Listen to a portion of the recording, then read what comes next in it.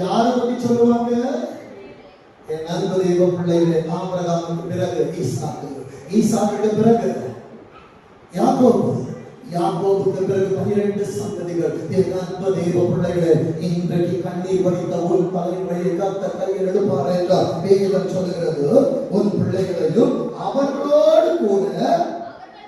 அப்போ தாவீது கஷ்டப்பட்டாரு. ஆனா சாலமோனுடைய நாட்கள் எப்படி இருந்துச்சு தெரியுமா? வெள்ளி ஒரு பொருளாய் மதிக்கப்படவில்லை என்று வேதம் சொல்லுகிறது. இன்றைக்கு என் வாழ்க்கையில கட்டளையில ஓட வச்சிருக்கிறாங்கன்னா என் பிள்ளைகள் உட்கார்ந்து அதன் கனியை புசிப்பார்கள். சங்கீதம் 37:25 சொல்லிச்சு, நான் இளைஞனா இருந்த முதிர் வயதுள்ளவனுமானேன், ஆனால் நீதிமானின் சந்ததி அப்பத்துக்கு இறந்து தெரிகிறது, நான் ஒருபோதும் கண்டதில்லை.